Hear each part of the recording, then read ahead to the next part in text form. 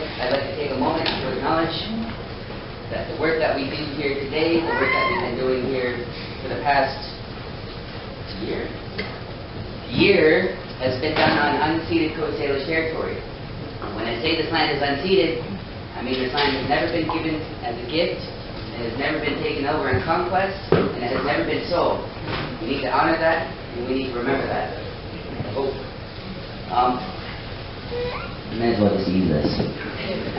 My traditional name is Gwengado Amakut. Gwengado Amakut. I come from the Niska and the Haida people from my father's side of the family, and from my mother's side of the family, I come from the New Channel and the Klingit.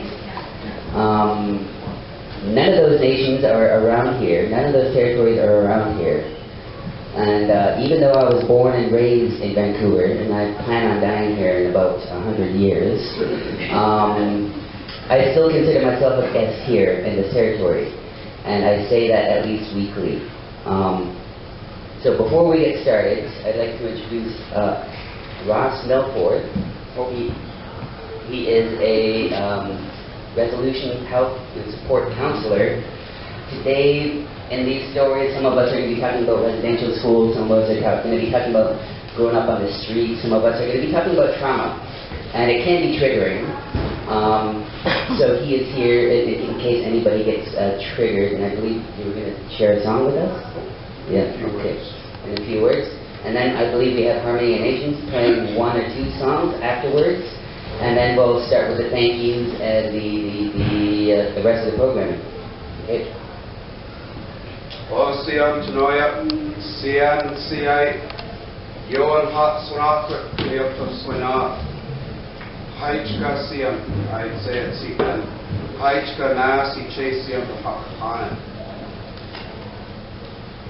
Haichka Ne, Taquinan Stam to Stomo, Setsa, Ne to Tom Kings, Go Omish, Queen Snap, Ne to Halakula, Haltsuk, Bella Bella, Stomo, Queen Snap. Haichka Nasi, Ne to Nestimo.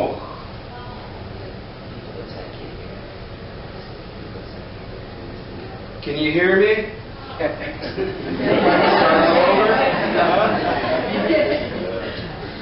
do not like these things. I didn't know why, but I'm going to have to suck it up today. I got a big house voice too. It's exactly what my brother is talking about. Traditionally, we do not like to use these things. At times it is a necessary and helpful tool. We are an adaptable and flexible people, and that is why we're still here in this way. I introduce myself to you as best I can in the traditional manner of the Squamish people. This is Squamish territory. We are all residing together, living together side by side in the traditional ancestral territory of the Squamish people. That is the people that I am a part of on my mother's side. I introduced to you the Squamish ancestral name is Pumpkin. On my father's side, I come from Bella Bella, Haltsuk. My Haltsuk traditional name is Halakula. Considered very rich to be blessed with carrying two names. A little bit of history for everyone here. In this territory, Squamish people, how many of you know where the Burr Street Bridge is? The planetarium. That is known to you as Kit's Beach. To the Squamish people, we know it as Snaok. And that is where my family comes from. So where that bridge is where my people used to live. And we're talking about that history, the strength and courage that you're going to witness. My ancestors were removed from that community. They were loaded onto a barge, towed out to the middle of Georgia, straight here, and cut loose, so that CP Rail could build a rail line there. So when we say that we carry the pain of our ancestors, that pain, that trauma, we carry the pain of our ancestors. And this is what you are going to witness, that Queenan Stam Stomach Setsa. You're going to witness their work. And sometimes the words are, the experiences are painful, hard to hear, hard to say. But what I'm here to honor is their memories, their emotions, their experiences of trauma, and you are still here. This is strength. This is courage. So we're taught not to be afraid of the Spirit.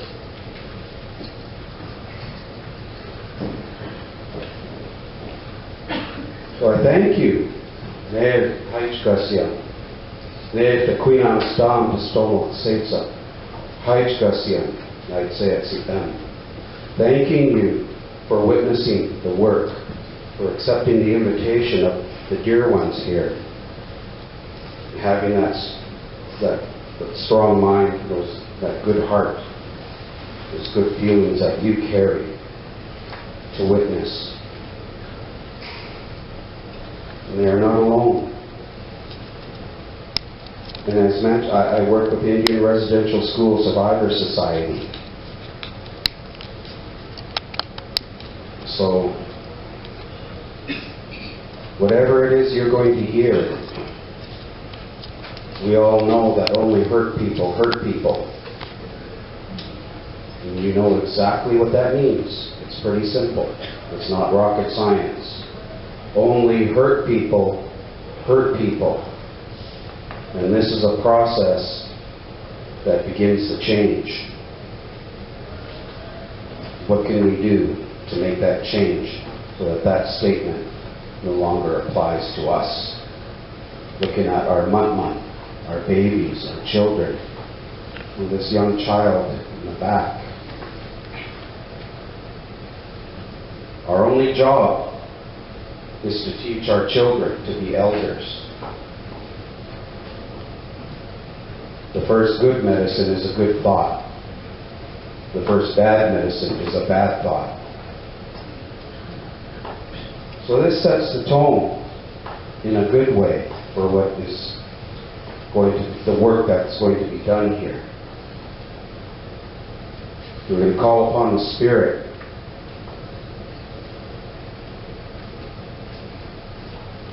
So if you're a praying person, when this prayer is offered, you pray in your own way. But if you're not a praying person, asking you to have good thoughts and good feelings.